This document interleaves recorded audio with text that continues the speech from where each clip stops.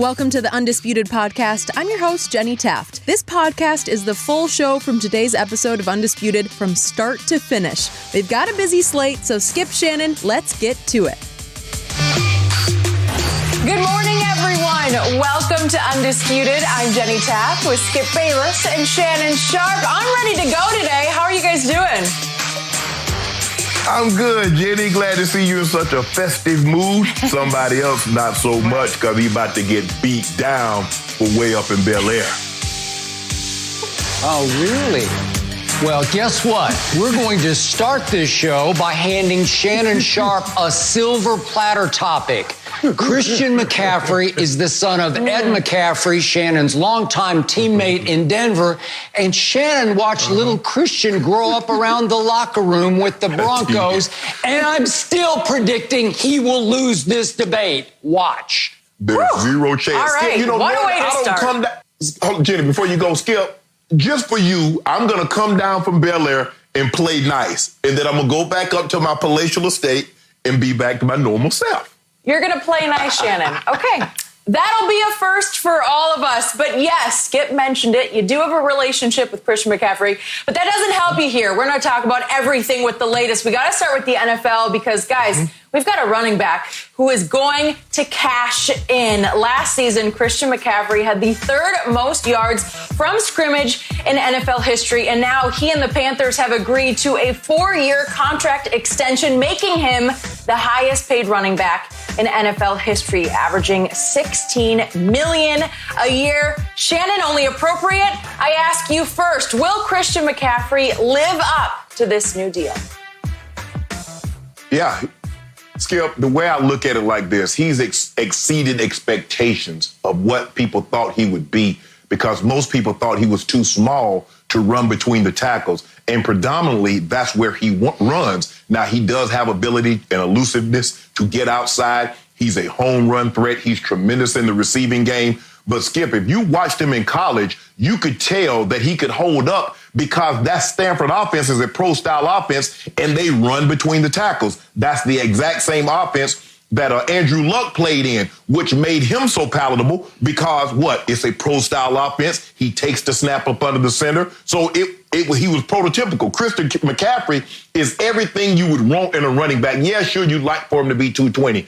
But what can't he do at 205, 207 that a 220 does? He can run the ball with power. He can have escapability. He can catch the ball out of the backfield. Skip, when you perform as well as this young man has, and you're not rewarded with a long-term deal, there's something seriously wrong with the system. There's something also wrong with the system, Skip, is that every time, the running back comes time to get drafted, the running back's devalued. It comes time for him to get paid. The running back's devalued. Not one time did I hear in the playoffs did someone say, Derrick Henry's devalued. When Christian McCaffrey is going for 2 bills in scrimmage yards, not one time did I say he was devalued. Only when it's coming into the draft or it's time to get paid is the running back devalued. The guy has outperformed that contract. Reward him. The thing that I'm surprised, let me take that back. I'm just glad he didn't have to do like so many other players, threaten to hold out, sit out the Aaron Donalds, the Khalil Mack, the Zeke Elliott, the guy at the Jets, Skip, I forget his name, for the Jets, the running back from the Steelers, Le'Veon Bell. They have to threaten to hold out, or actually hold out.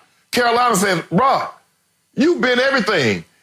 And what choice do they really have now, Skip? No Cam, no Luke Kuechly. He was their best player on the roster last year. He's their best player now. So you got to have a start. Teddy Bridgewater, we'll see. But Teddy Bridgewater is not more popular, is not more valuable than Christian McCaffrey. So they rewarded their star player, as they should. Shannon Sharpe, I know how much you love this young man. I know how much I started loving this young man when we had him on the show in Miami on South Beach at this last Super Bowl, because he is a stud of a young man. He is high class, high character, extreme intangibles. Just on intangibles alone, I would put him on a Hall of Fame arc. I loved how he carried himself. I loved how mature he was. I loved his perspective. He is everything I would want as the centerpiece of my locker room. And the one thing I loved about what the new coach, Matt Rule, said was, he's what we want to rebuild our culture around. He is the new centerpiece, said Matt Rule, of everything they want to become as a franchise. That could be a kind of between the lines, under the line shot at Cam Newton, who was never the greatest leader for that locker room. Obviously, Cam is a much better, to me, a much better player as a quarterback than Christian will ever be as a running back. But I'm just talking about the intangible impact of how hard this young man works, how hard he plays, how much he does for your offense. All that is A+, A+, A+. Now we get back to what you just mentioned. He is still 200 pounds. They are 200 of the in-shapest pounds you will ever find in the National Football League. Nobody's going to work harder or stay fitter than Christian does at 200 pounds. But my gut tells me, and history is screaming at you, he will not be worth this contract. This contract could pay him as much as $75 million over the next 6 years. And Shannon, I'm going to knock on wood over here on my little desk way down here in the flats. I'm looking way up there in Beverly Hills in your palatial, in Bel Air, your palatial estate. But I'm knocking on wood down here in my humble abode for Christian McCaffrey, hoping he can endure the beating he is going to take, because they are going to build their whole offense on the field around this young man. And Shannon, I don't think he can take the pounding. And you brought up Stanford his last year. The one reservation I had on him was he stayed hurt his last year at Stanford. He got pounded. He got beat up. They're much more of a running football team than the Panthers will ever think about being. And Christian couldn't quite take that beating at Stanford. He ran 4.4 in the 40, which is not 4.2, but it's very fast for a 200-pounder. He has not good hands. He has very good hands. So he does catch the ball. And the other thing that I did like that Matt Rule said was that it's disrespectful to Christian to call him a running back. Matt Rule said he's a tailback / wideout. And I will give you that, tailback / wideout. But that young man, tailback / wideout, do you realize how many touches he had last year? He led the NFL by far in touches, Shannon, with 403. That was 48 more than next on the list, which was my man, Ezekiel Elliott. So 48 more times he either caught or carried the football and got hit. I guess sometimes he scored a touchdown and maybe he didn't get hit, but most of those times he got hit, and many of those times he got hit hard. History tells you you can't take that kind of pounding, because what happened to my man Zeke last year? Over the last 4 years, he's led the NFL in touches, catches, and carries, mostly carries on Zeke's part. But Shannon, my man Zeke, he looked like he was running in Cabo San last year after he held out in Cabo San Lucas, came back, got his money, and then I couldn't really recognize him. He didn't look like the same Zeke. He finished 4th in rushing in a league that he has won the rushing title in 2 of the previous 3 years and led in yards per game 3 of the previous 3 years. And all of a sudden, I'm looking at his yards per game, and Shannon, they're falling and falling. From his rookie year, he went 109 a game, then 98 a game, then 96 a game, then 85 a game last year. Down, down, down, pounded, pounded, pounded. And it's looking like Zeke just might not live up to the money Jerry gave him, which is now the second best money in the league to Christian. But to me, if you're extending Christian out 6 years, I'm sorry. I don't see how that smaller man can take the beating that Zeke has failed to take last year. Zeke goes 6 feet, 225. So he weighs 25 more pounds than Christian does. Does he take more pounding? Is he more of a high contact? Yeah, I'll give you that. But Shannon, in the end, as much as I'm going to root for the young man as a young man, as you do, I'm sorry. I think this was a bad idea. Well, Skip, when you look at it, it is a little concerning because normally when a guy starts getting around 380 to 400 touches in a season, that's normally the point of no return. But I think what guys do now, Skip, in the old days, guys would get that many carries during the season, but they were practicing Wednesdays and Thursdays. They were doing more contact. I don't think that's the case in today's game, Skip. I would be surprised if Christian McCaffrey ever practices on a Wednesday, considering the amount of carries that he get during the game. Because remember, Skip, he plays 90% of the snaps. It's not like, they have a back for third down and a back, a short yardage back for this. He's the back. So short yardage, he's getting the ball. Third down, they're throwing him the ball. Second down, he's on the field. So he's an every down back. But I love what Matt Rule said. This is what, when they want to reward you, they said, don't list him as a running back, and rightfully so, he's also a receiver. Le'Veon Bell tried to get that. They said, Le'Veon, get out of here. You crazy. Dude. Even though the guy had like 80-something catches, Le'Veon, you a running back. That's all you do is just run the ball, yada, yada, yada. Skip, is that my thing is this. When a guy performs, you can't look at it because you're not thinking about that, well, in 6 years from now, he might not be this. You're giving him the ball. He's earning that payday at some point in time. Because, Skip, we look at these contracts that some of these quarterbacks got. Are they going to be worth the money that they're getting at the end of 6 years? Or some of these defensive players, are they going to be worth that money? No, you can't look at it like he might not be worth it. You reward the guy for his play right now. Christian McCaffrey has earned this huge payday. And Skip, when you look at it, Skip, the deal kicks in after his rookie deal. You mentioned it's basically when you project it all out, what he's going to make this year, what he would make in his fifth-year option. It's like it's going to end up being 6 years at $75 million. That's about 12 and a half a year. So theoretically, they said 4 years extension, $64 million. But when you combine the 2 years that's still left on the contract, it's 6 years for a little more than 75. So basically 12 and a half a year. That's not bad money. But if I'm a Derrick Henry like, hold on. This is what you're starting to see, Skip. There's a limit on pay in which they'll pay a running back, but there's not a limit on production. So if I'm Derrick Henry, say for $10 million, that's 1,000 yards. And for every 100 yards after that, that'll cost you $1 million. So if you want 1,500 yards rushing, you got to pay $15 million. Because you see what they did, Skip? They will put a limit on pay, but they don't never put a limit on production. Well, how about I just play 13 games for this $10 million? Well, how about I just run for, and if I'm a receiver, Skip, how about I just catch 1,100 yards and 75 passes as opposed to 100 for 1,400 yards and 15 touchdowns? See, if you want to limit my pay, should not limit your production? Come on.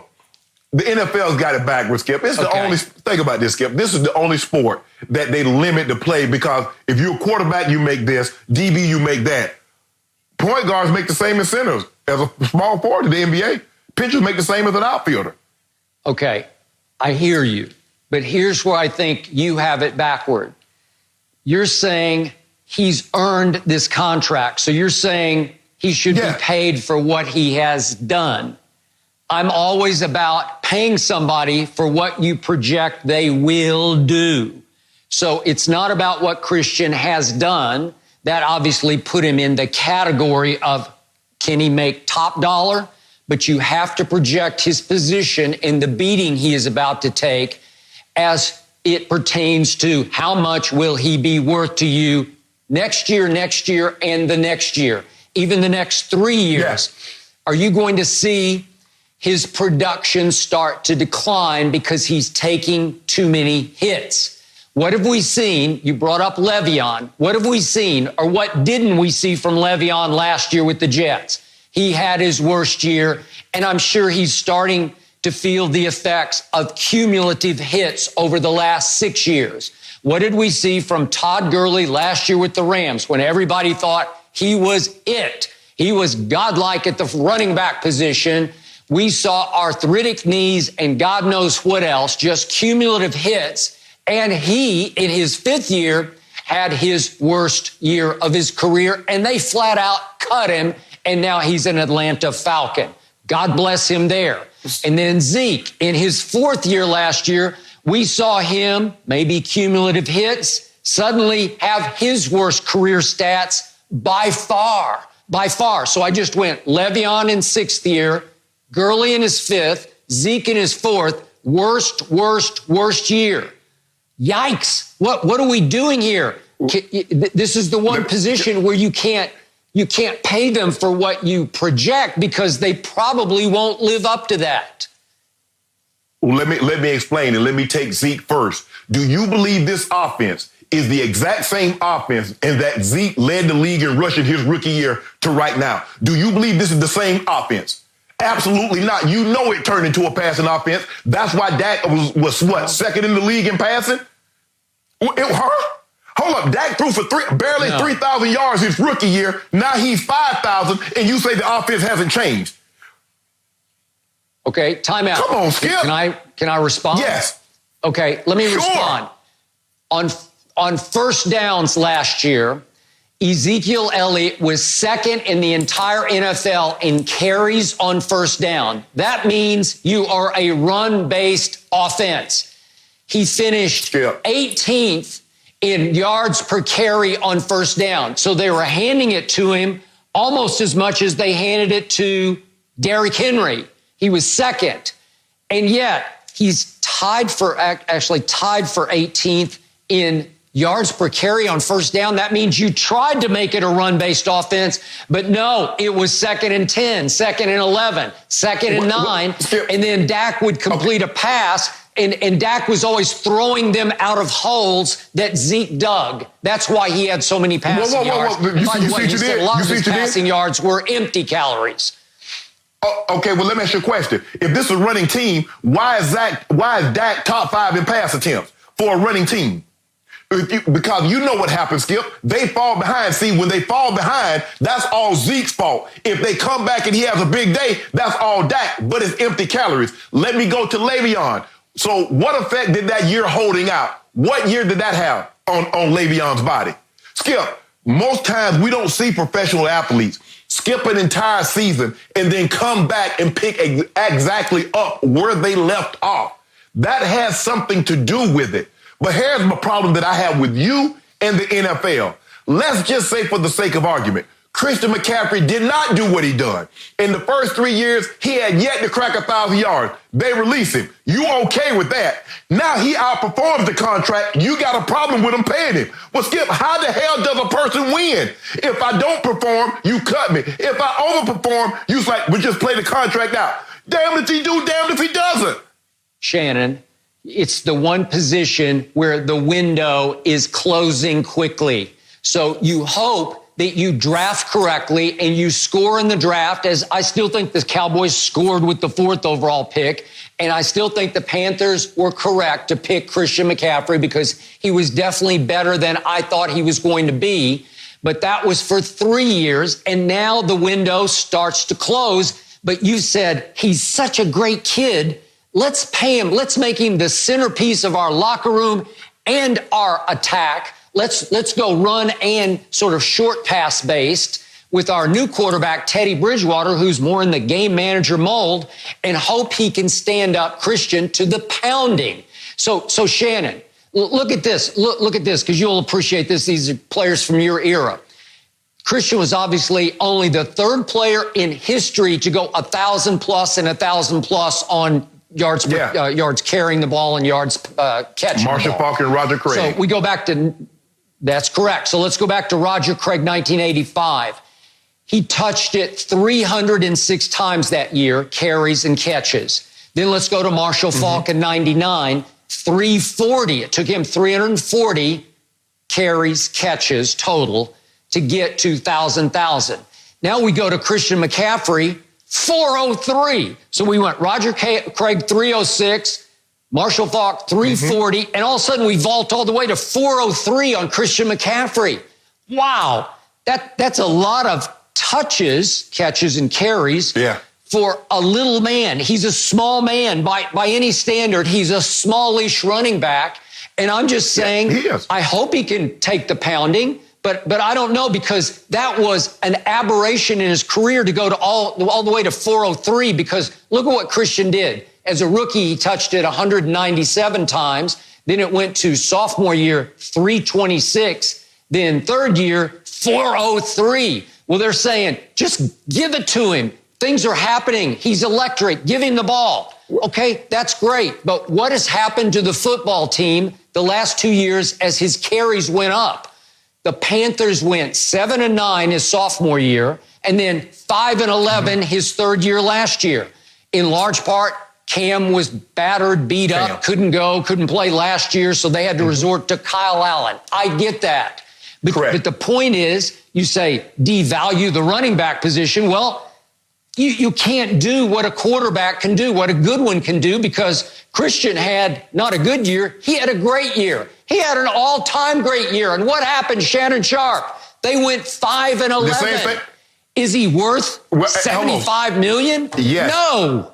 Yes, Skip. But here's the thing on why he went to so many carries. You look at Roger Craig and you say the low number of touches that he had to get 1,000. He also had John Taylor, Jerry Rice, and Joe Montana as his quarterbacks. You look at Marshall Faulk. He had Kurt Warner in the Hall of Fame. He had Isaac Bruce that's going to the Hall of Fame or in the Hall of Fame. Torrey Holt, Azahir Hakeem, Ricky Prohl. So you look at what he has, and then you look at what Christian McCaffrey got. Now, what guy that can you name the guy? Greg Olsen. That's all he has. Those outside receivers. Now, DJ Moore is starting to step up, but he got nothing out of the quarterback position, Skip. Obviously, you would like to see his touches start to come down. You'd like to try to keep him over the next couple of years, Skip, somewhere between 325 and 350. You don't want him to get him to that 375, 400 again, Skip, because like I said, 400 carries is normally point of no return. There have only been a handful of running backs. I can only think of one that had 400 carries. That was ED. I think he went 400 his 388, maybe his first year, or 406, and then followed it up because he went 1808 and then 2105. But Skip, normally, you look at Eddie George, you look at DeMarco Murray, you look at guys that the guy after pre-song, I forget, Smith. You look at those, when they start getting that 375, that 400, Skip, they don't normally come back. But I think the times have changed, because I would be surprised if Christian McCaffrey practices on Wednesday, probably do a little bit on Thursday to try to preserve his body if you're going to put that many touches on his body. Larry Johnson. Remember, okay. Skip, for the Kansas City? He went back-to-back, a bunch of those carries, and then he dropped off a cliff. So you got Skip, I'll concede this. You got to be careful. Now, you can't put that many carries on him back-to-back, because now you're going to speed up. Skip, you take that many carries. Look, there's only, like you said, when a running back has this many carries, plays this many snaps, it's not the 10-year window that we would normally see for a running back that's getting 250, maybe 300 carries. You're going to have to condense that. So he might only have 6 or 7 years, but it's going to be 6 or 7 great years, and that's all you can hope for. By the way, speaking of our friend Eric Dickerson, Shannon, every time I see him in the hallway at Fox, he's limping, dragging around. He's half bent over. He's got his back. He needs epidural steroid shot in his spine to get him back upright. I've been trying to get him to play golf with me, and he says, my back's too bad. But maybe here in the near future, once they open back up the golf courses here, I know I have to play at public courses. You play up there at Bel Air Country Club, but that's a whole nother issue. But the point is that, But the point is that Derrick Henry is, what did you say when you saw him on the sideline? 260? Is he 270? I don't know. Easy. He's a monster of a man. Easy. Yes, okay. Absolutely. So Christian is barely 200. 200, as they say, soaking wet.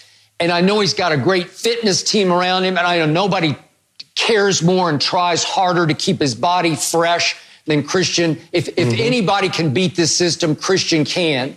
But to sum this up for me, Shannon, I don't play fantasy football. All I do is bet cases of Diet Dew against you here, so I got my pride and my due here on this show. So I don't need fantasy football.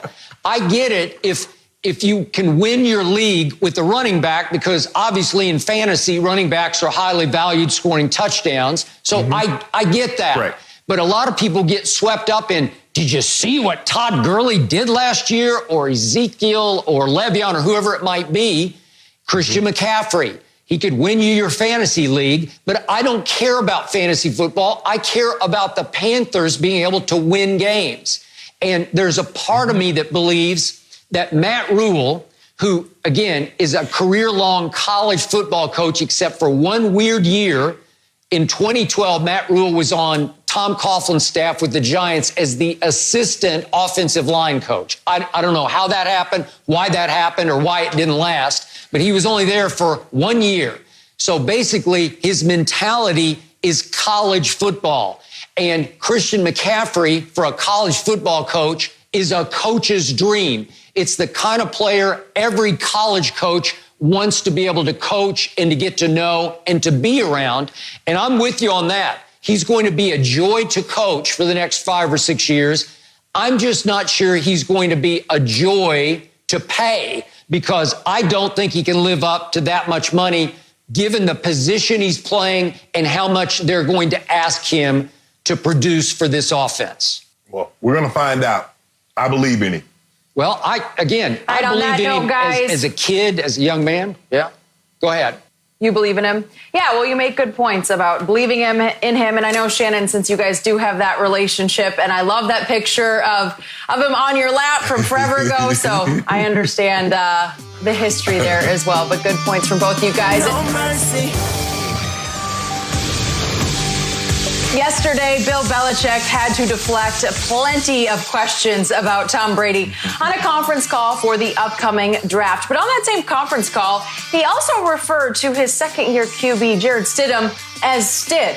So, Shannon, big deal or no big deal that Belichick already on a nickname basis with Jarrett Stidham, calling him Stid? This is what he doing to Tom Brady. Turning the page. Turning the page. We on the Cincinnati. That's what we do. Skip Bayless, for the men and women that have covered Coach Belichick, and I've followed him for a very, very long time, I've never known Coach Belichick to suffer a nostalgic breakdown. I've never known him to practice sentimentality.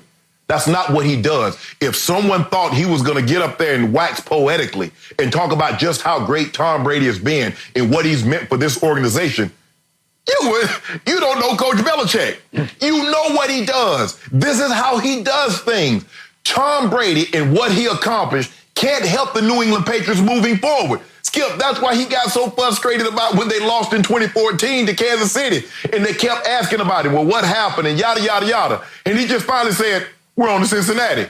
Basically what he says, we're on to Steeds. The only thing that would have really done it, he said, look here, man, we got Steady and we gonna be okay. That's what his name is, Steady. That's what they call him, Skip Bayless. And you mad because he called Tom.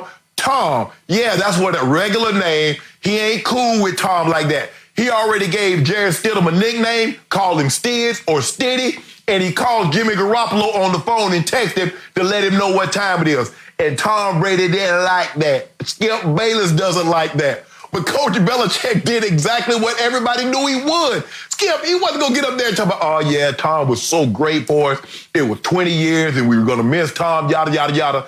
Everybody that knew Coach Belichick or knows Coach Belichick knew exactly what he was going to say. He was going to be very dismissive. He was going to try to minimize the times in which he said the name Tom Brady, realizing there's nothing Tom has done in those last 20 years that's going to help the New England Patriots in the 2020 season. So why talk about that? Just like he does when you win or lose, it's on to the next opponent. So in other words, Skip Bayless, on the Steeds.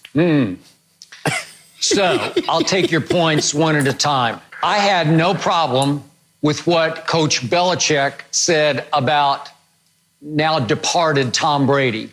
Obviously, he's out of sight, out of mind, and it is on to Cincinnati and on to the draft for Belichick. I don't have a problem with that because he didn't do that dismissively. At one point, he said, I'm going to paraphrase it, he said, what I wrote in my statement last week or whenever it came out was what I believed, and I believed every word that I wrote in my statement, and I believe that he did believe what he wrote. And he said, we'll be talking about Tom for years to come here. Well, obviously they will. He's the GOAT. And yet, when it was time to talk about the other quarterbacks, about Brian Hoyer and Jarrett Stidham, he referred to Brian Hoyer as Brian, and then he referred to Jarrett Stidham as Stid. Well, to your point, Shannon, we heard on the podcast that the McCourties did the other day, they call him Stiddy with a Y on it, Stiddy. But right. Belichick just called him Stid. Stid? Okay, so Shannon, I have been closely observing Bill Belichick for these 20 years, in large part because of Tom Brady. But in all those 20 years of me following the Patriots, I'm not a Patriot fan, but I am a Brady fan, as you know. I can't remember one time, maybe I missed it, but I can't remember one time that Bill Belichick ever referred to any player he's ever coached by his nickname. He's not a nickname user, especially with an unproven young quarterback, a second-year quarterback. What are you doing? Seriously? Stid? Did he ever call Tom Tommy? No, not one time that I ever heard. We know Robert Kraft always referred to Tom as Tommy. We know that Charlie Weiss, whom we've had here on Undisputed, as his first coordinator, to this day, Charlie Weiss calls Tom Tommy. A lot of people affectionately who know Tom Brady call him Tommy.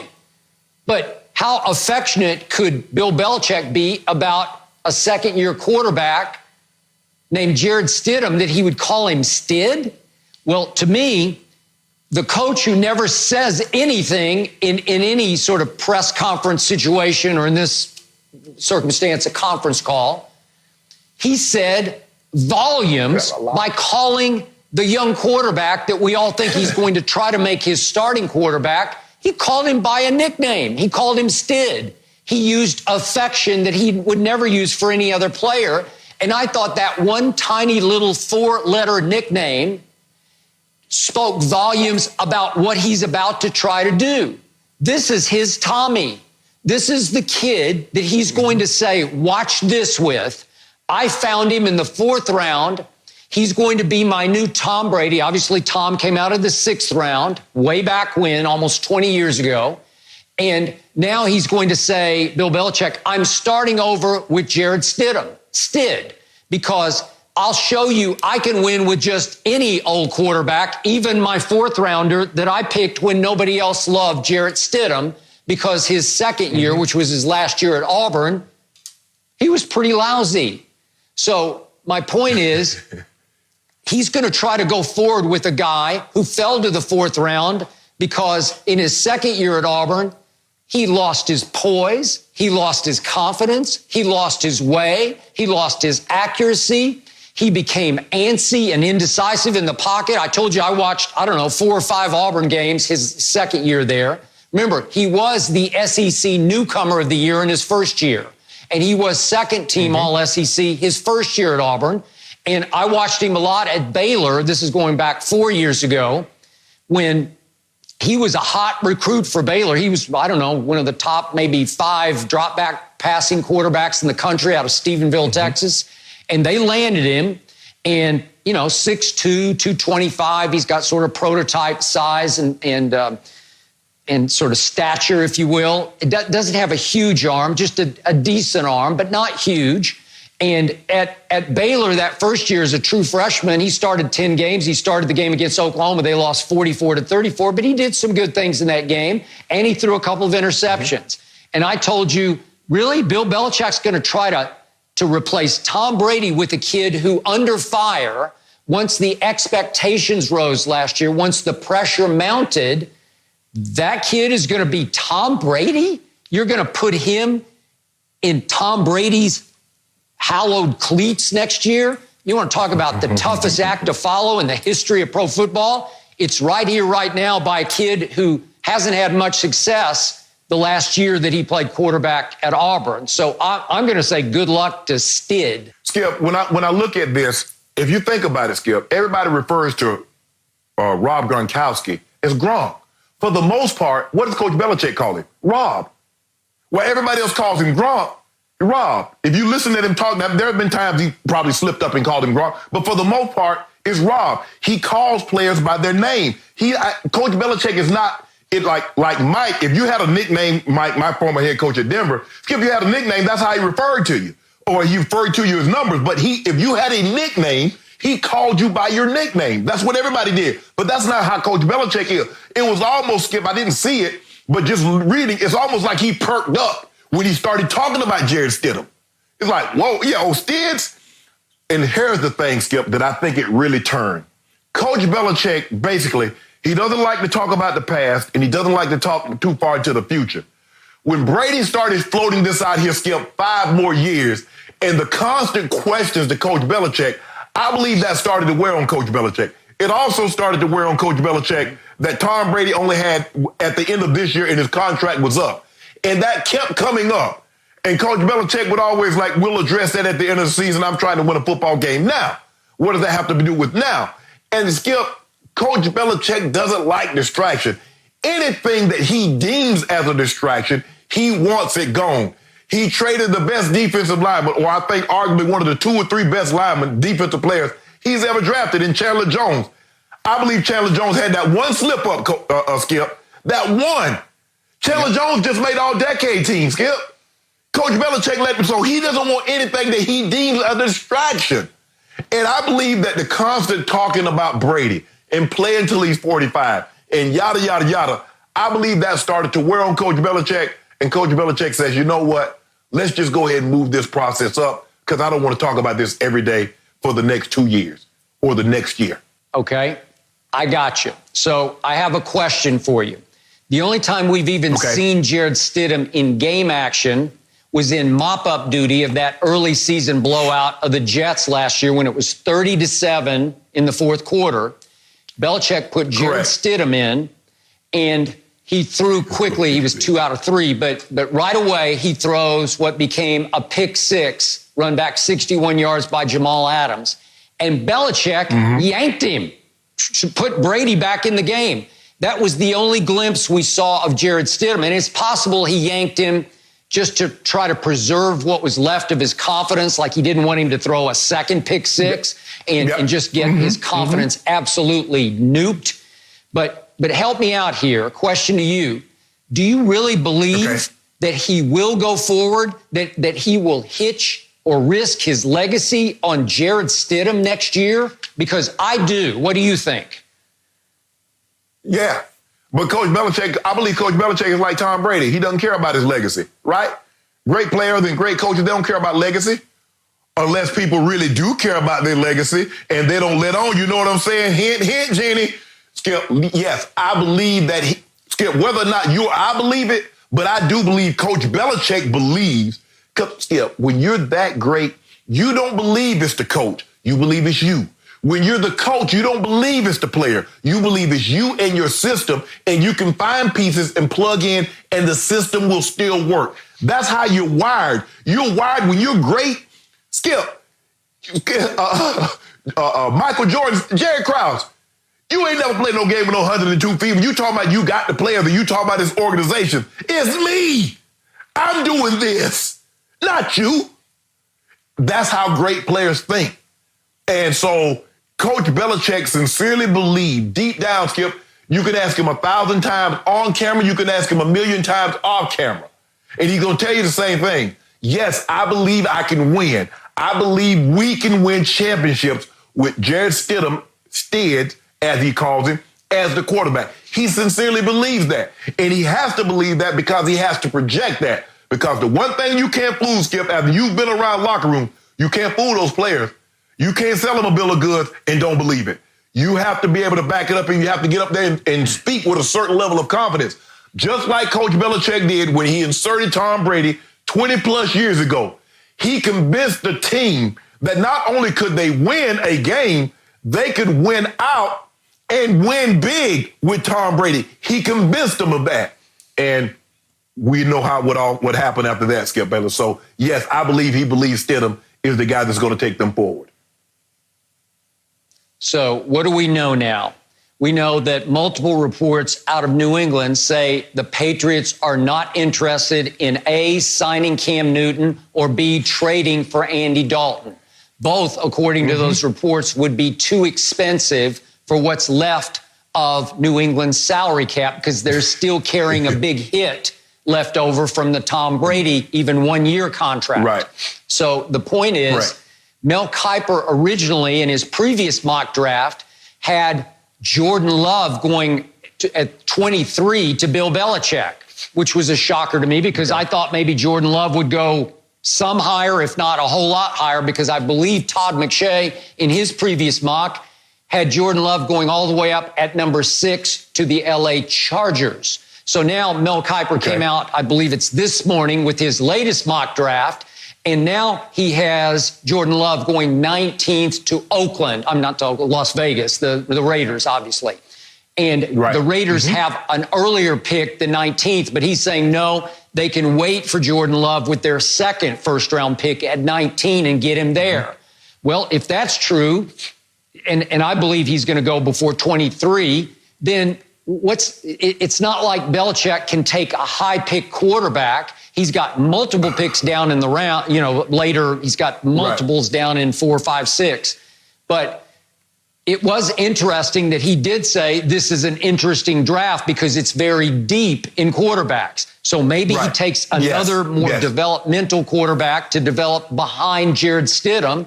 But all signs are pointing to Stid being his guy. And I am shocked by that because I think this is the all-time risk of a legacy. And I do believe Belichick cares hugely about his legacy. I believe that's why he slowly pushed Tom Brady out the back door over the last 3 years by constantly disrespecting him. And I'm fine with that because he has earned the right to show us he can go win a Super Bowl without Tom Brady. Tom Brady has earned the right to go to Tampa and say, watch this bill. So now we have a Super Bowl race, and I like Tom Brady's odds way better than I like Bill Belichick's odds with Stid. And if, in fact, he goes with Stid as his starting quarterback next year, I think you are in huge trouble because I believe you bet me 5 cases of Diet Dew that the Patriots' record next year would be better than Tampa Bay's record next year. I love my chances on that bet. Thank you. You're not going to love your chances once we get halfway through the season. Skip, if you remember in 2007, Matt Castle, the Patriots were blowing out the Dolphins, and they put Matt Castle in. Matt Castle politely comes in, throws a pick 6, and what did Coach Belichick do? Get your butt out, Tom, get back into the ball game. And lo and behold, we know what happened in 2008. Tom goes down, and Castle comes in. They go 11-5, miss the playoffs. But he was able to parlay that, and Castle ended up turning into he was a decent quarterback. Skip, he went to the Pro Bowl 1 year for Kansas City. I think Coach Belichick sees some of that and says, you know what? We can move forward. We can get 10-6, win the division, and get into the playoffs. All I know for sure is now Bill Belichick has signaled the world he has a new pet player.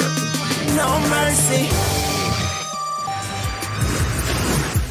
Welcome back to Undisputed. Last night, a replay of Brett Favre's first game against the Packers as a Viking was aired. Trust me, I remember this one. Favre ended up winning the game against Aaron Rodgers and the Pack. But Shannon, this game got us thinking, who is the better quarterback in their prime? Are you going to go with Favre or Rodgers here? Skip, really? Is this? I mean, this is for real question. I mean, we're really doing this. Yeah. It's Aaron Rodgers, and it's not close. I'm talking about like Usain Bolt winning the Beijing Olympics, not close like that, even though he looked back and glanced at him and beat his chest. Skip, Aaron Rodgers, at his absolute best, played the quarterback position as well as anybody in the history of the game. Because if you think about it, Skip, you look at Brett Favre, he leads he has the most interceptions in NFL history. He only have like a 1.5 touchdown to INT ratio, where Aaron Rodgers is 4.5 to 1. Brett Favre has only had one season in which he's been a starter in which he didn't throw double-figure interceptions. And that was in 2009, his first year in Minnesota. If I'm not mistaken, he went 33-8. Aaron Rodgers in all these years has only had one season in which he's thrown double-digit interceptions. His ability to protect the football and produce points and touchdowns at a high level is what separates him, Skip. Yes, they both could run. Now, Brett would run a little bit more than Aaron. He was more of a little take risk. He would dive head first, where Aaron Rodgers is basically going to get down or get out of bounds. Brett Favre would take guys on. Brett Favre would also put the ball in harm's way. When we played him, Skip, we would all, the defensive coordinator, Mike Shannon, all my coaches would always say, Brett's going to make plays for two teams, his and ours. We just need to make sure when he presents that chance for us, we come down with the football, or he gets reckless in the pocket and he's holding it like a loaf of bread. We slap it out, we get on the ball. Skip, it's not close. Look, Brett was unbelievable. And what he was able to do when he got there with my brother from 92 to 94, Skip, my brother is ever grateful for what Brett and Mike Hunger was able to do. But, Skip, it's not close. It's not even close. You're not going to find any general managers other than Skip Bayless that plays one on Undisputed that thinks Brett Favre is better than Aaron Rodgers. And it's not even close, and you know it. You need to stop this foolishness. I haven't even started any foolishness, and no foolishness is about to come out of my mouth because I watched Brett Favre from the start, and I watched him to the finish, and I've watched Aaron Rodgers all too much during his prime, which he is leaving as we speak. Aaron Rodgers was better as a young quarterback, and he was better as much better as an older quarterback than Aaron Rodgers ever thought about being. And I was grateful that I had the privilege to watch that 2009 game from start to finish last night on ESPN, because I got to see Brett Favre at almost 40 years of age, and he was just lighting it up. He was throwing rockets all over the field. Zing, zing, zing. I was astounded by the velocity and the accuracy at almost 40 years of age. And in that season, you actually gave him one more interception than he deserved. He was 33 touchdowns to 7 interceptions. I thought he deserved to win MVP that year over Peyton. Peyton edged him out. Okay, whatever. The Vikings went 12-4. And you know what happened at the end of the year? They were in the NFC Championship game in the toughest building to win in the National Football League, obviously in the Superdome in New Orleans, and Bounty Gate happened. It was a bounty bowl. It took illegal inducements for the Saints to hit Brett Favre so hard that Peter King reported after the game he couldn't even get up off the training table to walk to the bus because he took so much punishment in that football game that obviously went to overtime. And you know and I know Brett never quite recovered physically from the beating he took in that year's NFC Championship game. But that was his age 40 year, sensational. And I'll remind you, at age 26, 27, and 28, all he did was win 3 straight MVPs. 3 straight. Wow. And I will remind you, he was 13-11 in the playoffs, and he did get to 2 Super Bowls. He won 1. He lost to you guys. Give you that. But he still got to 2. Aaron got to 1 Super Bowl ages ago, eons ago, a decade ago. 10 years ago, Aaron Rodgers got to his one and only Super Bowl. I'll give you this. He won it. But since that 4-0 run as the road wildcard team against all odds to win that Super Bowl, Aaron Rodgers is 6-7 in the postseason. And 5 of those 6 wins were pretty lucky because they came against Joe Webb as quarterback, as a substitute quarterback for the Vikings, and then Kirk Cousins when he was on the downside in Washington. And then the Dez caught it game at Lambeau. Cowboys should have won that game. And speaking of the Cowboys should have won, the Mason Crossbar game, playoff game at Jerry World following the 2016 season. And then there was the Odell boat trip game in which he took the receivers to South Beach to get ready for a playoff game the next Sunday on the frozen tundra at Lambeau Field. And you know what happened? Odell dropped 2 early passes from Eli in that game. And it was kind of a mismatch and kind of really lucky for Aaron Rodgers, the home quarterback, in that one. And by the way, one of the losses was the worst playoff game that Aaron ever played, and that was after the 2014 season when he stunk it up at Seattle in that game. They also lost. They lost that one in overtime. Stop. But he was not hurt. Shannon Sharpe. You know the man had a pulled calf, Skip. He was out there. See, there you Pulled calf. He was fine. He was moving all over the place, especially in the championship game. So the point is, I keep trying to convince you or open your eyes, and you're so dug in that you're just clinging to your foolish pride. Aaron Rodgers has been in decline for 4 years. Just look it up. QBR has fallen each of the last 4 years. Completion percentage has fallen each of the last 4 years. What more do you need to see? He's going on, this is his 37-year-old season, and he's already looking like he's close to finish to me. And I think Green Bay is in the hunt for Jordan Love. They made the call to the Texas Tech coach that used to coach him, obviously, at Utah State, because they're already looking for the Aaron Rodgers replacement. Well, he's going on 37, so don't get, Brett Favre, I just showed you, we got to see it right there before your very eyes on ESPN last night. He's still lighting it up at age 40. So even on the backside of careers, Brett Favre was way better than Aaron Rodgers has been for his last 4 years, 33, 4, 5, and 6. I'm sorry, Shannon, you got to give this one up. No, if you mention that, you keep telling about the Bounty Bowl, but can you tell the people how the game ended? What transpired? What did Brett Favre do at the end of the game in which he's done so many times before? He turned the ball over. You remember? Hold on. And also, the Green Bay Packers had never lost a home playoff game until what happened, Skip Bayless? Who watch did that happen on? All those great Packers teams had never lost a home game. And then something happened. What happened, Skip?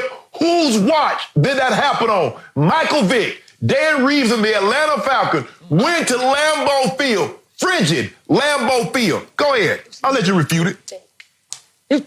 No, it was Michael Vick. He was magic. It was the Michael Vick experience, and he pulled it off. He was extraordinary. You know it, and I know it. It took Michael Vick's magic to pull that off at Lambeau Field. I'm still in awe that Michael pulled that off.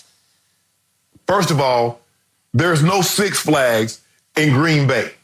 Six Flags is in Atlanta. Six Flags is in Atlanta. They normally put Six Flags in warm weather communities because they want people to be outside for the extended periods of time. Now, you keep telling me this guy's the GOAT.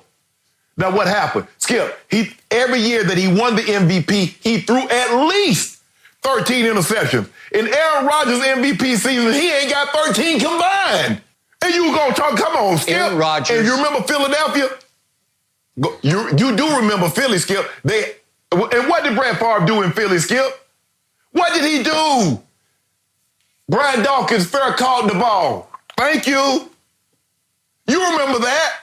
Okay, but Shannon, I got to go back. I got to refute your point about the NFC Championship game, the Bounty Bowl. Yes. You remember what Brad Childress did coming out of the timeout on third down? He had too many men on the field coming out of a timeout. That's on the coach, because that put them in third and longer, where then Brett Favre had to go for it and risk it and gamble it. And he is the rambling gambler. And he tried something he should not have tried, and he threw a pick. I do not believe he would have thrown a pick if they had sent 11 men onto the field out of the timeout to start with, because I think it went from like 3rd and 7 to 3rd and 12 off the penalty. Hold on. That's on Brad Childress. So let me get this right. So if you get a penalty on third down, instead of, maybe getting an incomplete and punting the football, you throw an interception? So is that your answer? So he could not have done anything else other than throw a pick. So that's what that was about. No, come on, Skip. You got to protect the football because go ahead. Didn't the Saints go on to win the Super Bowl, to beat Peyton in the Super Bowl, Drew Brees over Peyton? That was a loaded football team, and Brett Favre took them to the wire in overtime. He was He threw for 300-plus yards in the game. He had another age 40 spectacular, one for the mantle kind of a game, one that you remember forever, except he did make that one bad throw, but it was out of desperation to try to make something happen on third and really long that it cost him, just the way it cost Peyton throwing the interception that he threw in the fourth quarter against the Saints in the Super Bowl. Skip, but and Aaron Rodgers said, well, if you gave me a prime Reggie White and Sean Jones and Leroy Butler, I probably could have won them more Super Bowls too. I mean, you did have the minister of defense. Now, you know what Reggie was. Reggie is the oldest defensive player of the year ever. If I'm not mistaken, he won it at, 38? In 1998, Reggie was defensive player of the year. So let's go back and look up his age. So now imagine when Brett Favre was winning those MVPs, Reggie was in his prime. Reggie was wrecking shop. Leroy Butler, who I know very well, we came out together, was going to the Pro Bowl every single year during that time. Sean Jones was also on that team. Come on, Skip. Don't do that. Don't do that. And Aaron Rodgers, like I'm saying, give Aaron, what? Look at Aaron Rodgers on snow. Skip, he's doing this on snow. You see how effortless he's skating. He's on snow. That's sunny. That's opening day right there. Look at that. Look at this. This flick of the wrist. This flick of the wrist. I can't see the footage you're talking about right now, but all I know is Aaron had his moments early in his career, and since then, since that Super Bowl long, long ago in a galaxy far, far away, since then, Aaron Rodgers has been the most overhyped and in turn overrated player in pro football, thanks in large part to you, because he's not living up. He's losing lots of postseason games. He's below 500. You can't sell him as better than Brett Favre. He hasn't been the leader that Brett was. He's not as tough as Brett was. And Aaron Rodgers has been top 5 in throwaways every year. He protects his touchdowns to interceptions by throwing it in the third row if he doesn't like what he sees. 2 years ago, he set the all-time record for throwaways. He's always top 5. And now I'm looking at this and saying, don't give me touchdowns, interceptions. Give me W's and L's. And too often, Aaron Rodgers in postseason games has been eating at your restaurant, which is now shut down, but will reopen, we hope, fairly soon here in Los Angeles. Well, but here's the thing, though, Skip. You say, and I know a guy that in the time that you said Aaron Rodgers has led the league in throwaways, he's been top 5 also the last 3 years. You know that guy, Skip?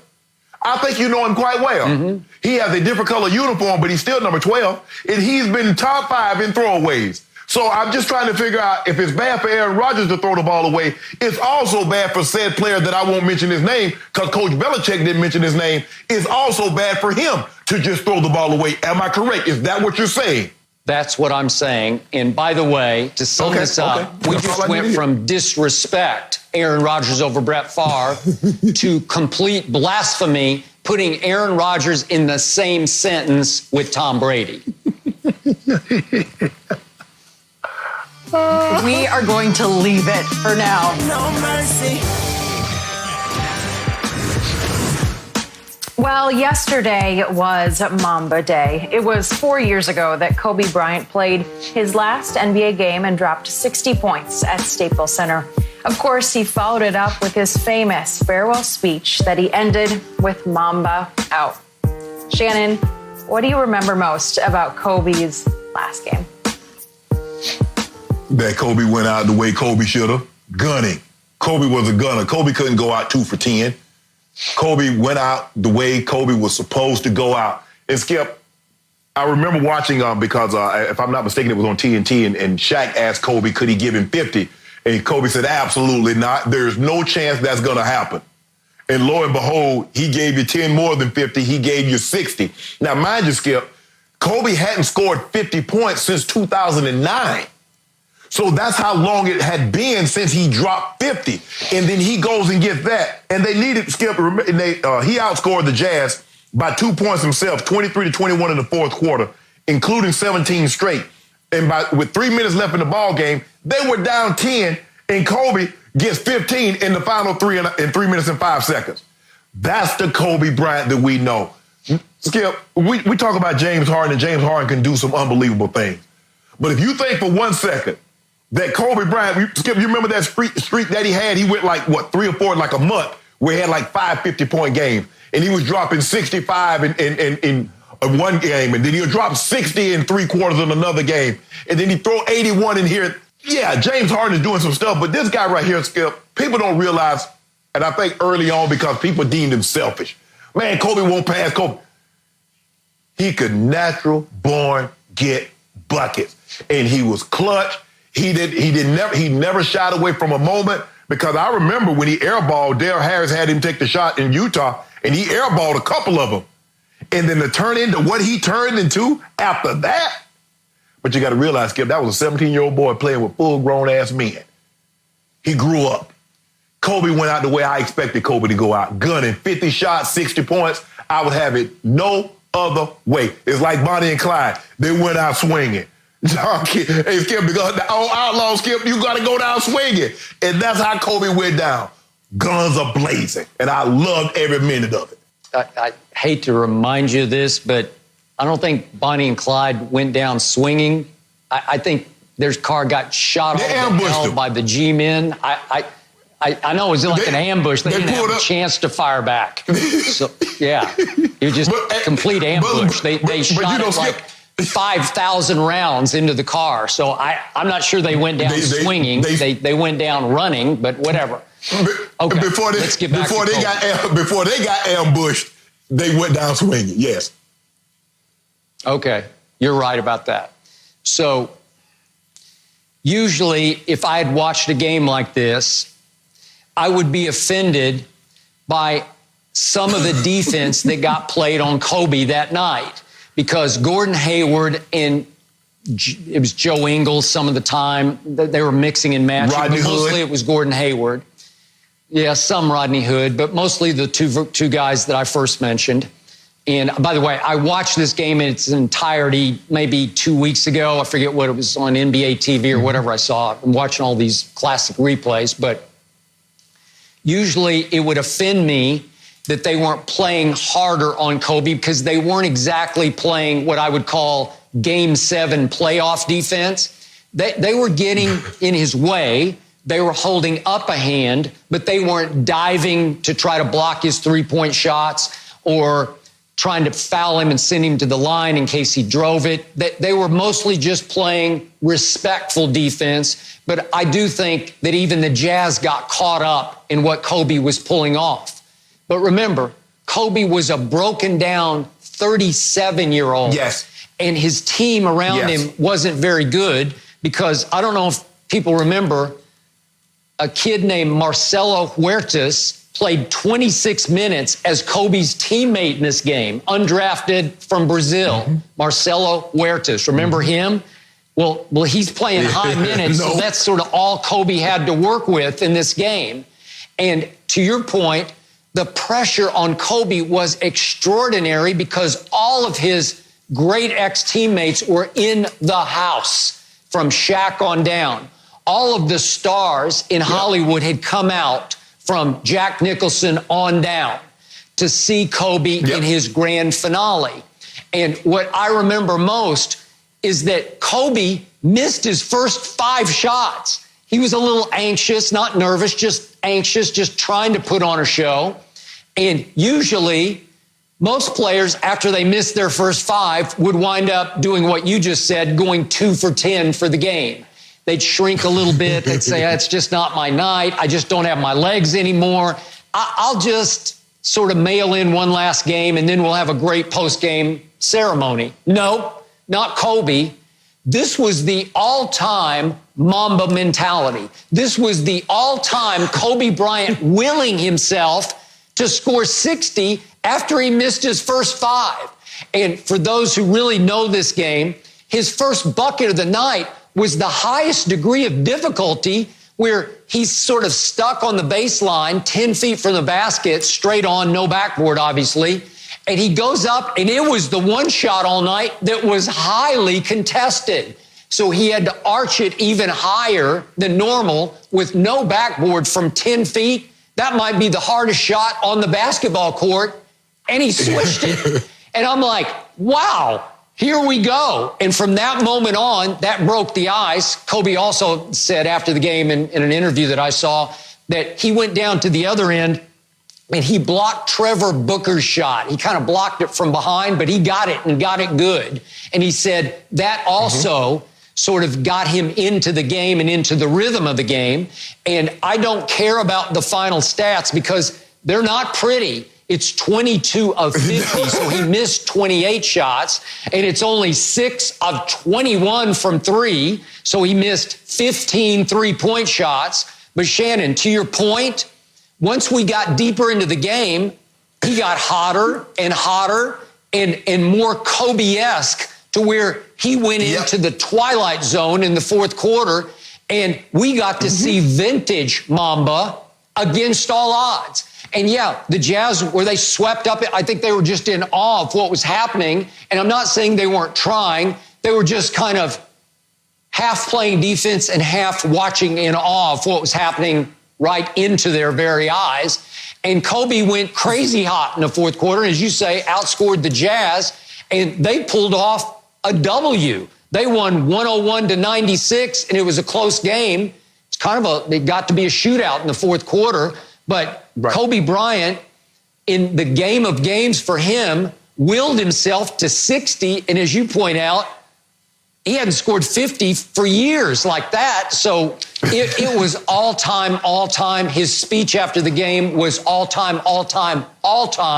And then to drop the mic, I couldn't have scripted it any better. And if I'd written that script, nobody in Hollywood would have bought it because it would have seemed impossible, just preposterous that Kobe Bryant could end his career that way.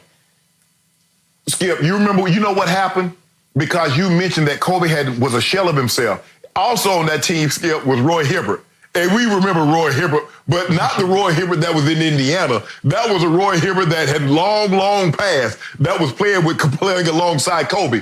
And what happened, Skip, is that the Jazz, was thinking the same thing you were thinking. Man, Kobe ain't got it.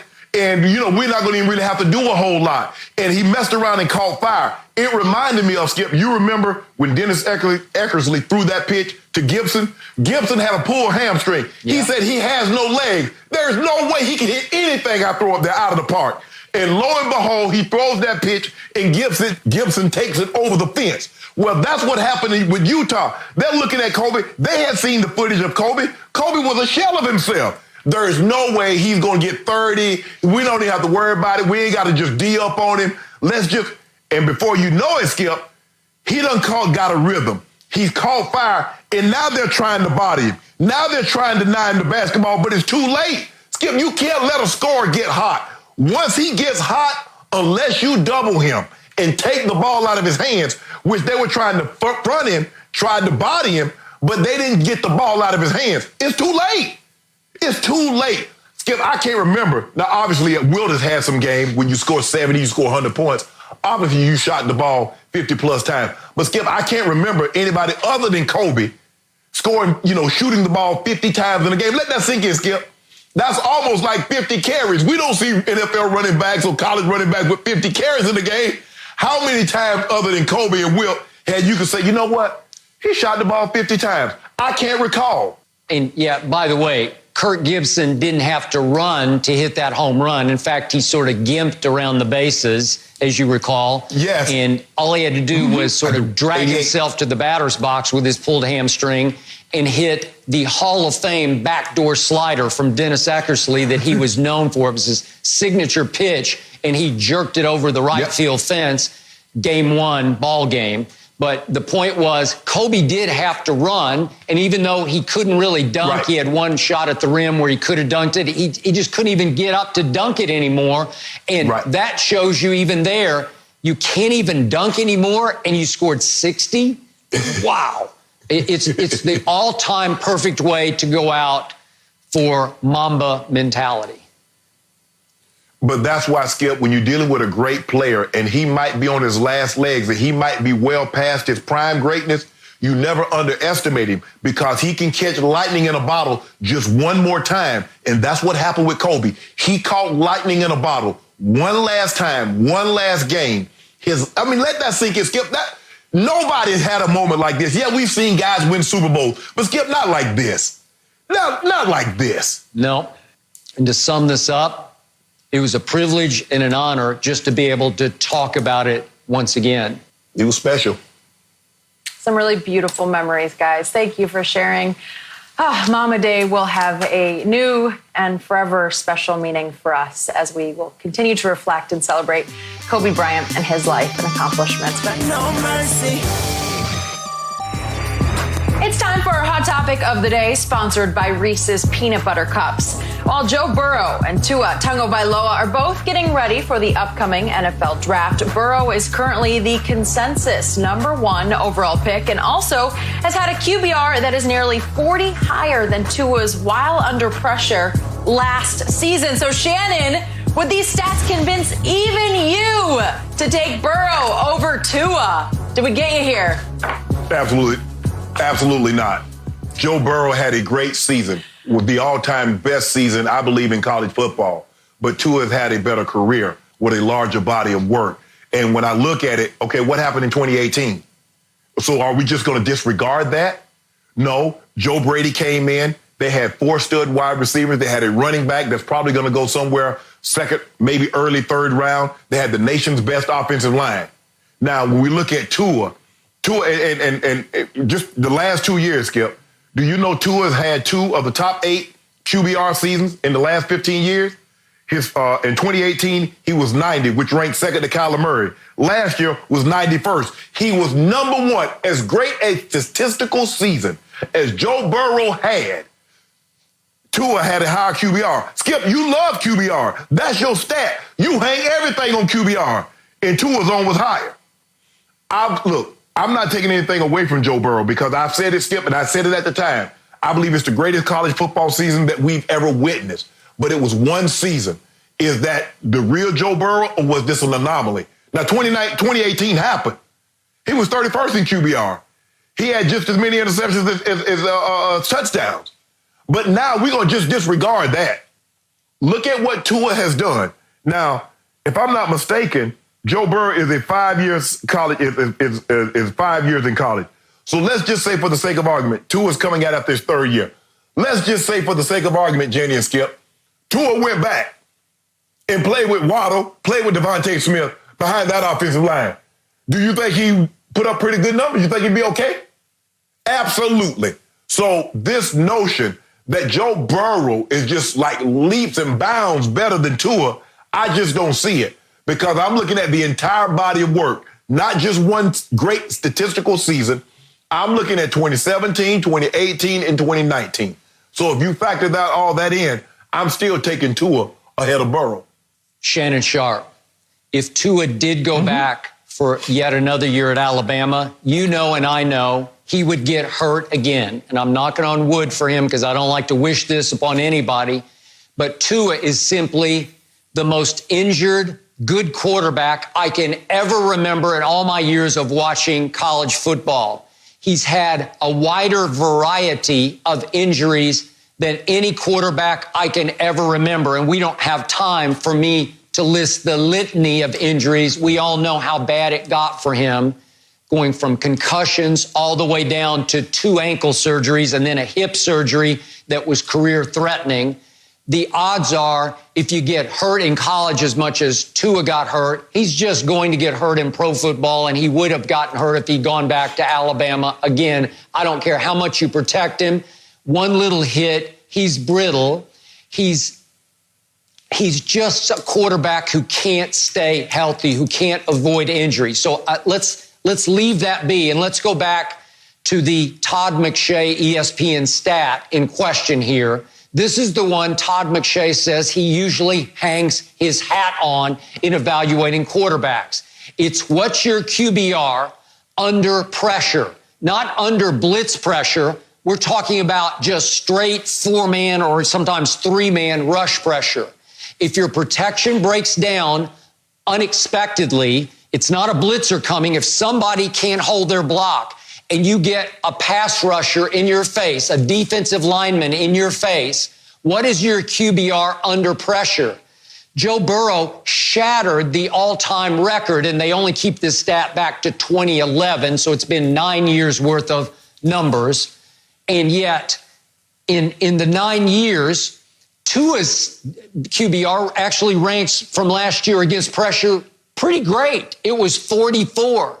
Burrow's was 82.6. They've never seen anything like Burrow's stat against pressure. His QBR against breakdown against the pass rush. 82.6 to Tua's 44.1, which all time ranks pretty high because since this stat was kept, only Sam Darnold has gone above 56. And if we look back at my homeboy when he was at Texas Tech in his last year, against pressure, his QBR was 32.9. So it wasn't very good. Andrew Luck's his last year at Stanford was 23.7 QBR against pressure. It was horrible. That was one reason I told you I did not love Luck coming out. And I thought RG3 would be better, and he was better for 1 year until he got hurt and he lost his way. But the point is that you can't argue with any of these numbers. And it wasn't like for 2 games or 4 games or 6 games. It was the whole year. Joe Burrow got on a roll in which he didn't miss a pass the whole year. He didn't miss one at Austin against Texas. He didn't miss one at Tuscaloosa against Alabama. And then he goes on a 3-game binge down the stretch of SEC championship game, national semifinals, and finals. And he goes 16 touchdowns to 0 interceptions in those 3 games with a QBR of 98. It was just extraordinary. I don't know what else you need to see. That performance over a whole span of 1 year versus an injured quarterback, it's a no contest. Skip, how long you say they've been keeping that stat since 2011? Oh, so if they've been keeping it since 2011, 2018 would also fall up under that time frame. Can you tell me what Joe Burrow's stat was under pressure in 2018? Because I'd be interested to know. Oh, you see, when you want to make the argument to support, exactly, because you know why? Because it would go against the argument that he's better than Tua. Skip, 1 year? I tell you what, Keely Smith, Joey Harrington had 1 year. How'd that work out for you? Jamarcus Russell had 1 year. How'd that work out for you? Go look it up. Russell. Go look up whether I liked or didn't like them. Yeah. I get all that, but I'm just saying. Go ahead, I'm listening. Okay. So the point is, it wasn't just for 6 games. He didn't just get hot down the stretch. He was playing with a very good team, but he was playing against very good teams in Georgia and Oklahoma's offense that he was going to have to keep up with. And then Clemson, obviously, in the championship game. He destroyed all 3 of them. If you look at the tape, and I'm just a watch the TV guy, my eye test on this young man said yes, because I couldn't find a no. He's much bigger than Tua. He's almost 6'4". Tua's 6 feet tall. He's, to me, at least as athletic as Tua because once Joe Burrow takes off, he can really run with it. He's a tougher kid. He's obviously more durable than Tua. And he's got a swagger to him. He's got a good arrogance about him that I always love in a quarterback. Because I told you the first time I noticed him at the end of the game at Texas, he's over on the sideline pointing at UT fans up in the stands. I got you, and I got you, and I put you in your place. And then in the national championship game, he's running to the sideline in the 4th quarter saying, size me up, for my ring. Whoa. Yeah. I love that attitude because he kept backing it up. He checked every box down the line for me, and you're going to have to give this one up because he is universally proclaimed the best pick in the draft, and Cincinnati would be foolish to give up that pick. But Skip, all I'm saying is that we get an opportunity to evaluate Tua of 2017, partial 2017, all of 2018, 2019.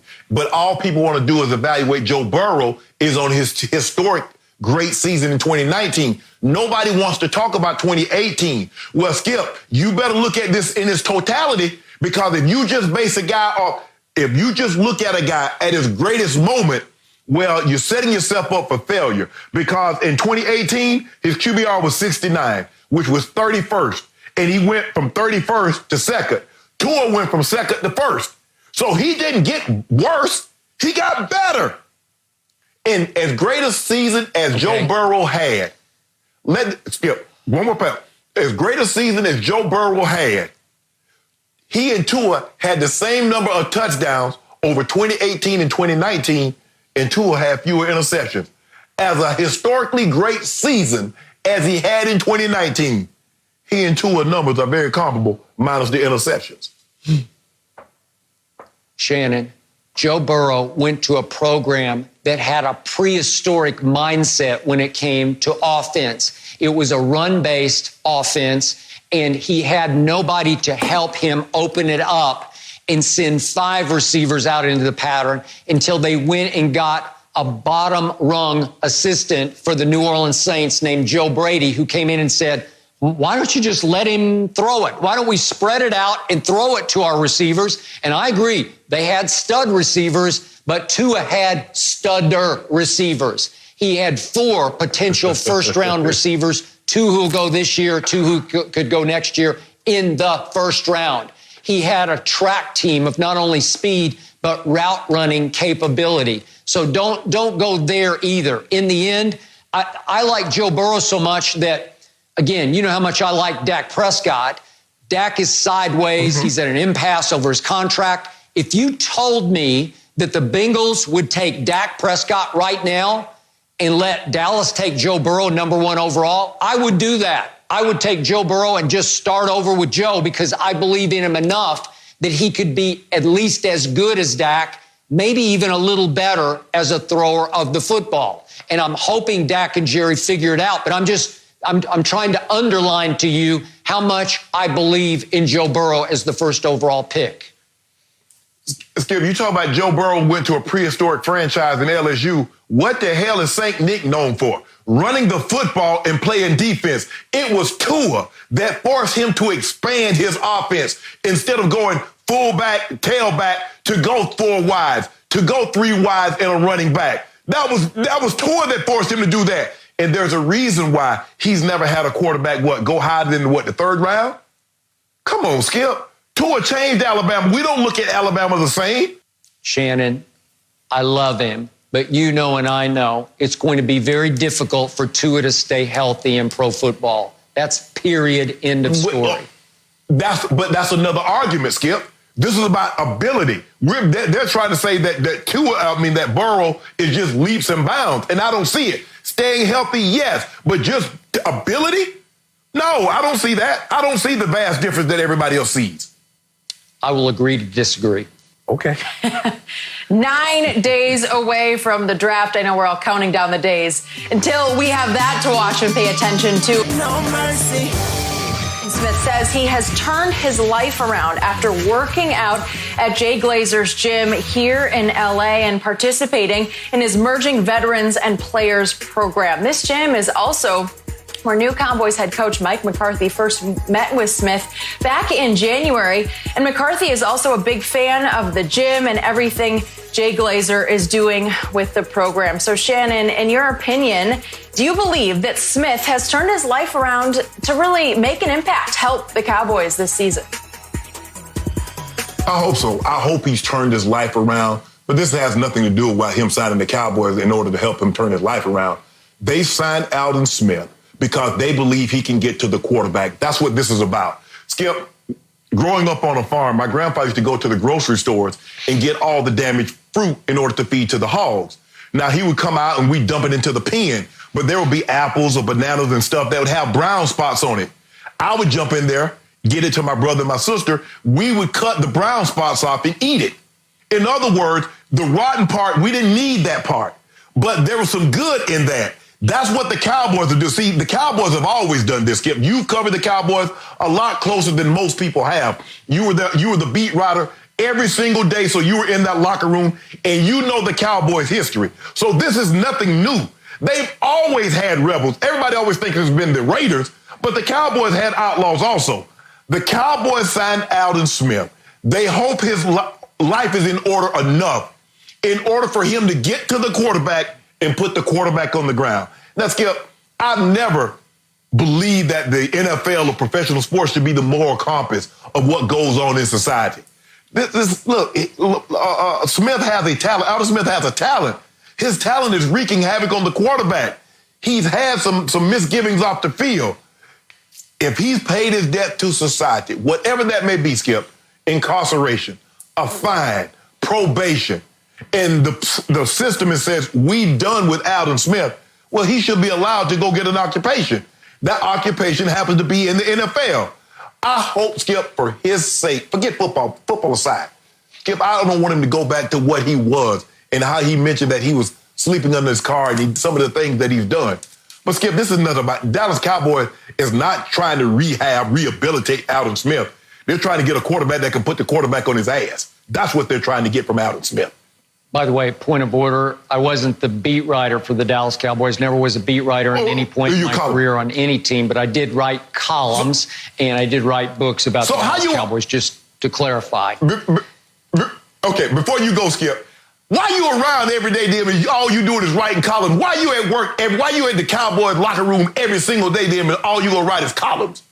Because I wanted to know what was really going on from the players who would tell me what was really going on. And I keep in touch with some of those players to this day. So I think I have a pretty good idea of what is still going on in Dallas, Texas. Be that as it may, back to Aldon Smith. From all I'm hearing and all I'm seeing, I'm starting to get the feeling that they made the all-time steal of a deal to get Aldon Smith at just $2 million base salary. He can go to $4 million with his incentives. And Lord help us, I hope he makes his incentives, because that would mean he had a very good year. I believe as he approaches age 31 in September, he's still capable of having a very good year. Maybe not a dominating year the way he had in his first 3 seasons in the National Football League, when I thought he was the most dominating pass rusher in the game. Maybe not that, because he's been out obviously for now 5 years, since 2015. But I love everything I've heard. I love it that Jay Glazer wrote last week that he's a completely different person. I love it that Mike McCarthy was an original donor to this MVP organization, which is merging veterans and players, where the veterans and players can sit together and help each other through their transitions. Again, veterans back into society and players off the field when they have issues, especially any kind of substance abuse issues. It's a form of a 12-step program. It's a form of an Alcoholics Anonymous program. And it all is starting to ring true to me, because Mike McCarthy, according to the agent of Aldon Smith, invested $100,000 right out of the box to get the program started. So he helped get it started. Then Mike McCarthy was visiting his daughter here not too long ago, and he met at Jay Glazer's gym with Aldon Smith. And Aldon said it felt like we'd known each other for a long time, even though they'd never met, because they were like-minded. Mike really cares about this program. He's continued to contribute to it. And again, according to the 4-Star Telegram article, Mike and Aldon have discussed starting a new chapter of MVP in Dallas if and when, obviously, Aldon gets up and running as a Dallas Cowboy. So all that rings true. And I liked it that Aldon Smith in the interview on Fox was willing to say he's humbled himself to the point he hit bottom, which is an AA term that they use. In 2018, he was sleeping under a car. I'm not even sure it was his car. And he said, I still had a house, but I had lost myself. I didn't even know who I was anymore. So we got to hear him talk to Jay. He convinced me there that he's a changed man. And then we got to watch him run at 290 pounds on a treadmill like he was a 180-pound guy. He is an athletic freak. Jay Glazer says he's back in the best shape of his life, just tearing down the weight room. So Man, I love everything I'm hearing and seeing about Aldon Smith to the point that they might just have something to take up the, obviously, sack slack that was left by Robert Quinn. Skip, all I'm saying, I got no problem. I want the guy to hopefully he's turned the corner and he's on the road to being a great person. But rehabilitation facilities are about rehabilitating the person. The Dallas Cowboys are about winning the football game. They're trying to get a guy that can go put the quarterback on his butt. That's all I'm saying. I hope, Skip, for his football aside, yes, that's what he does, but that's not who he is. I just don't want him to go back to what he was. And if he does that, even if he only gets one sack, if he doesn't even sack the quarterback, as long as he never goes back to that dark place, Skip, that would be an accomplishment in and of itself. But let's not fool ourselves. The Dallas Cowboys signed this young man because they believe he can go get to the quarterback. I got a good feeling about this one. With you, Skip. I agree. I got a good feeling. And let's just say quick, what Jay does best in the business in finding out the scoop and this program. Incredible stuff. No mercy. Former Patriots receiver Chris Hogan was on current Patriot Devin McCourty's podcast, and the safety started calling for a reunion. He said, quote, "We've got a new QB. How about we bring back an old target?" So Shannon, Hogan, back to the Patriots. Good or bad idea? Well, I think it'd be a good idea, Skip, because, once you win with a guy, you know what the guy's capable of. He's a blue collar guy, lunch pail, hard hat. He knows it's about the team. It's not about me. And Chris Hogan is not the first Patriots receiver or player to struggle outside that New England framework, Skip. You look at Jamie Collins, you look at Deion Bryant, you look at Givens, you look at Patton. So many of those guys have struggled once they've left New England. So it can't be any worse. It's not like they loaded with receivers anyway. Shannon, Tom Brady is now a Tampa Bay Buccaneer. Tom Brady made Chris Hogan just the way he made all those other receivers. When Chris Hogan went to Carolina, he caught 8 balls in 7 games before he got hurt. He would do nothing to help Stid, as Belichick is calling him, if he's starting at quarterback next year. Good luck with that. Well, hey, if he made all those guys, why didn't he make N'Keal Harry? Why didn't he make those other guys last year? Why didn't he make Dorsett? Why didn't he make Myers? Why didn't he make them? He's making guys, remember? Oh, maybe he can't make them anymore. That's all the time we have today. Don't forget, join us tomorrow a little bit earlier, 9:30 a.m. Eastern. The Herd is up next. Have a good day, guys.